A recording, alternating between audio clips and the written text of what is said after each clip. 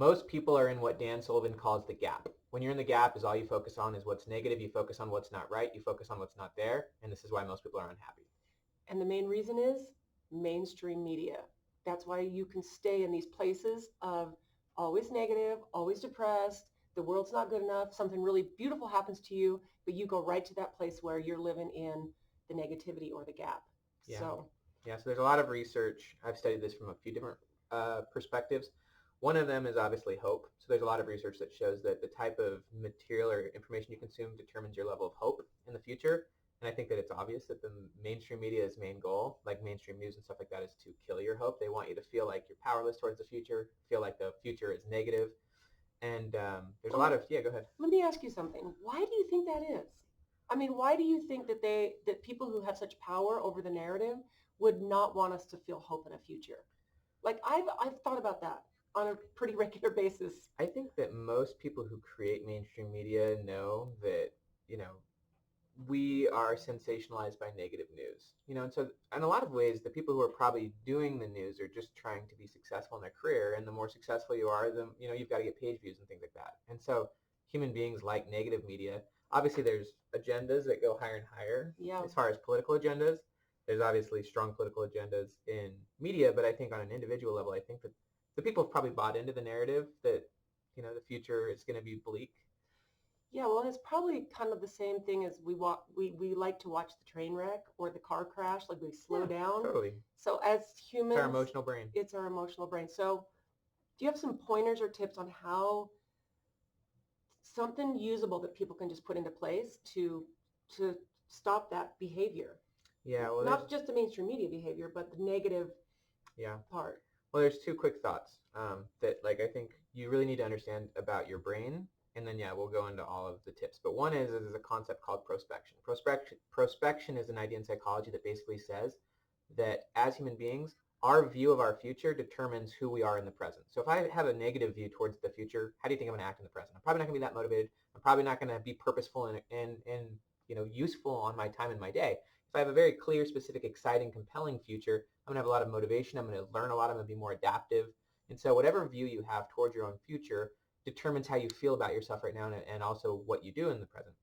And so what obviously determines our view of the future? A few things. One of them is your input. There's a great quote from Zig Ziglar. He said, your input determines your outlook, and your outlook determines your performance. And so we're always consuming information, experiences, people. And so your input determines your view of your own future. And your view of your future from a prospection perspective determines your identity, your behavior, your mindset, your motivation. And so just one last thought on this is they've really studied the difference between people who have huge hope, they call it high hope people, versus low hope people.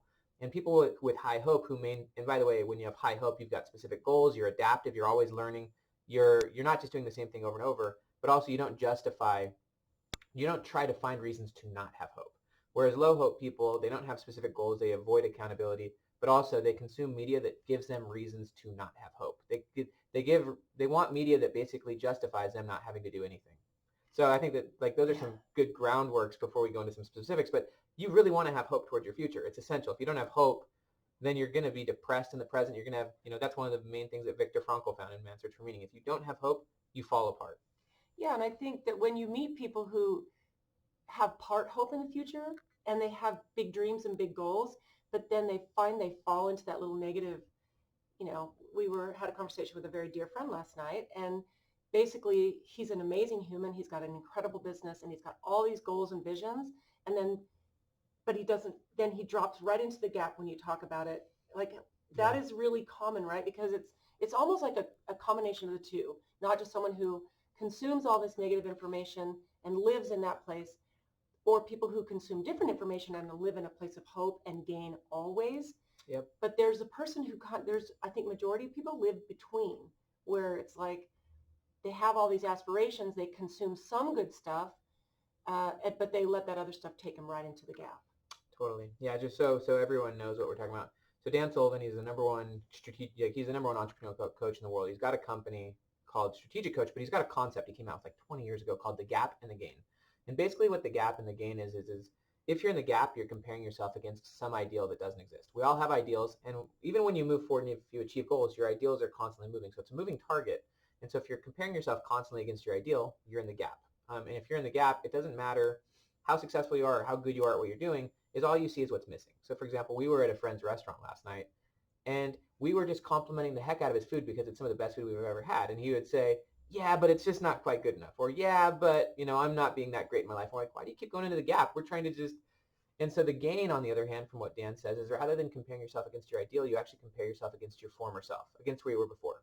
So I said, I'm not going to say his name, but I just said, did you make any progress in your life and in your business since last year? Like, have there been any gains personally or professionally? He's like, oh yeah. And he just started listing like, oh, I moved out of my mom's house for the first time, got my own house. Like, he's done all these amazing things in his business. And it's like, that's where you need to focus.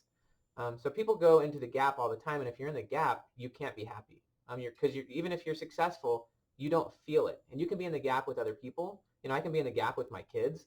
I can always just focus on the few things that aren't right about them compared to my own ideal. Or I can actually look at them and appreciate, holy cow, look at how much progress you've made in the last 6 months. Like you've gotten so good at tennis, or like you're reading better, or you're more emotionally calm in the morning. Like if you focus on the gains, then not only do you appreciate people more, but you feel better. You train yourself. And so the gap and the gain is really just your view of the world. But I think that mainstream media teaches people how to be in the gap. We're always complaining. We're always bothered about this problem and that problem, this problem, that problem. And if you're always in the gap about everything, you're probably in the gap about yourself. You're in the gap about other people. You're in the gap about the economy. You're in the gap about the leadership. If you're always in the gap, then you're just a complainer. And that's going to obviously impact your view of the future, but it's also going to impact your biology. It's going to impact everything. Everything. In fact, I think the biggest thing is it just takes practice. Yeah, you got to train yourself. You have to realize that you're doing it. When that happens, when you catch yourself in those places, it's a little bit hard in the beginning, but then it just becomes habit. Just like it becomes habit to get into the negative, yeah, it becomes habit to get into the positive. Yeah, so in psychology, there's a concept called selective attention. Basically, there's a million things out in the world that we can see, but we selectively focus on those things that are meaningful to us, and so you have to train your brain. You have to train your selective attention. You do that by, consciously putting in the right material into your brain, consciously being around the right types of people, pursuing meaningful goals, writing about your goals regularly, and then actually shielding yourself from getting distracted. Because whatever you let in your brain, that's going to shape your vision. That's going to shape your worldview. That's going to shape your even desires. So the stuff we put in, it shapes how we see it, shapes what we want. And so you need to be very thoughtful that the things you let into your head are going to influence your identity, your worldview, your goals, your desires, how you feel. Yeah.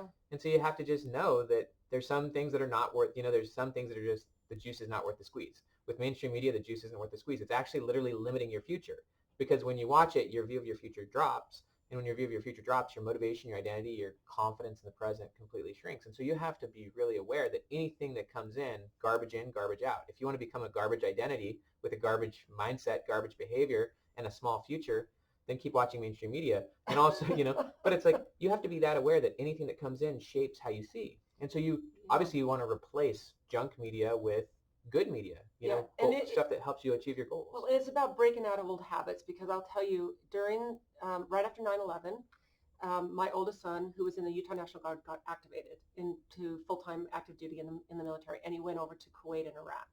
And I spent the entire year that he was there consuming mainstream media. You did? The entire year. Why? Because I wanted to know what was going on in the world during a war, because my son was there. Oh.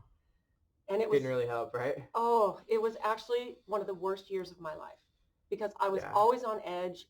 All day long I consumed talk radio and media. And when he got home, I made a decision that I wasn't going to watch mainstream media anymore. And it's been more than 20 years, and I haven't watched any. I don't watch it. It doesn't mean you're not informed. You can be very informed. You can totally be informed. But here's the thing, too. What I've found myself doing, because social media has turned into that, where you scroll and you read stuff and you read comments, and I feel worse about life and There's the a lot future. of research that shows that more time you spend on social media, the more depressed you are. Yes. Well, because think about it. It's not new. It's the bell curve. In society, there's always bell curves, and most people are in the middle. And obviously, most people in the middle kind of have a herd mentality. And so they're being kind of, driven by mainstream media. There's outliers, obviously, who consume their own narrative, or they control their own narrative. They also control their own worldview. Like, you have to realize nothing is objective. There, from a psychology standpoint, there's no such thing as an objective reality. We all see the world subjectively. So, like, if I, even this is my Aunt Jane. Like, how I see my Aunt Jane is subjectively different from how you see her. You might just see her as someone you know on YouTube. So like we all see things differently. We all create different meanings for everything, for people, for events, for places. And so you want to train your own subjective worldview to be what's useful, what's helpful, what's positive towards what makes you more happy and more successful versus training your worldview to have a negative view of yourself, a negative view of other people, to always be in the gap about life. So I guess here's a few practical things, how I think about it. One is when you have 5 minutes of free time, which we all have a million of those blocks a day. When you have 5 minutes of free time, what's the first thing you do? Most people, they have developed the habit of just reverting straight to media, mostly social media. But you want to replace that 5 minutes of wasted time with some, right, rather than consuming, just go outside, like go for a walk. The more time you leave your phone on airplane mode, the better, because you actually want to be in a flow state more often. And if you're in a flow state, you're more present with your loved ones. You're also probably more present towards your work. And if you're more present towards your work, you're going to be more effective, which is going to make you more confident. And the more confident you are, the bigger your view of your future can become. You start to believe that you can do better things in the future. But if you're constantly immediately distracting yourself on social media and you're becoming a consumer, then essentially you're just very reactive. You're also just driving up your need for more and more dopamine to do little tasks. And so if you are constantly like distracting yourself, especially with media that's generally based on the middle of the bell curve, like obviously you can get media that's helpful towards being an outlier and helping you towards being successful. That's what high hope people would do. Most people, though, they're consuming media, even on social media, from people who they don't aspire to be like. Like just junk. Yeah, you're just consuming average media made by average people who are in the middle of the bell curve trying to keep you in the middle of the bell curve, which is basically you're just consuming media from people that you don't aspire to be like. And so that's going to train you into a lower level mindset. The other thing, and this is something that Dan teaches about being in the gap or the gain, is that it's very nice and very useful on a daily basis to actually reflect on what were some of the key wins that happened in the last 24 hours. In the last 24 hours, what were a few of the things that happened that were positive? You're just training your brain to focus on the positive, focusing on what happened. And there's a lot of research from BJ Fogg at Stanford. BJ Fogg is one of the top experts on habits. But he said in order to actually develop habits, it's not solely about repetition. It's actually about feeling good. And so you need to feel good about what you're doing in order to want to keep doing more of it. But sometimes don't you forget? Like people forget, like to actually sit and Yeah, have so a habit. so environment design. So create like a little beeper on your phone, like a little reminder that says it's 6 o'clock. Write down 3 things you're grateful for. You know what I mean? Turn it into a forcing function. You want to design your environment so that it's reminding you to be your future self. So if you have a little reminder so you don't forget, eventually it'll become a habit. You can link habits together. They call that habit stacking. So when your day is over, you want to link one behavior. You're probably going to get in your car. You're going to get in your car every day because you're going to go drive home from work. But if you have your journal like sitting right on your seat so that when you get in the car, you've got to open your journal, you can link the habits together. As soon as you sit in your car getting ready to leave, you just write down 3 things that went well that day, put it down. It takes 30 seconds, and then you leave. You just stack 2 habits together, but you always want to stack a habit with one that already exists. You don't want to try to stack a habit to some habit that you're trying to build. Because both of them habits. Will fall apart. Yeah. Good habits. Don't stack your bad habits. Compounding negative habits is what a lot of people do. I mean, they start watching negative media and then they start getting stressed out, so they start eating potato chips, right? And so their future is just getting smaller and smaller. I mean, one quick last thought on this is that Stephen Covey, one of the things he talked about, it's actually Sean Covey, his son, talked about in the 7 Habits of Highly Effective Teens, which we've been reading with our kids and they've been loving, is the idea of that we all have a personal bank account. A personal bank account is your trust of yourself, your integrity, your character, and every behavior you do and every thought you do is either depositing into your personal bank account or withdrawing.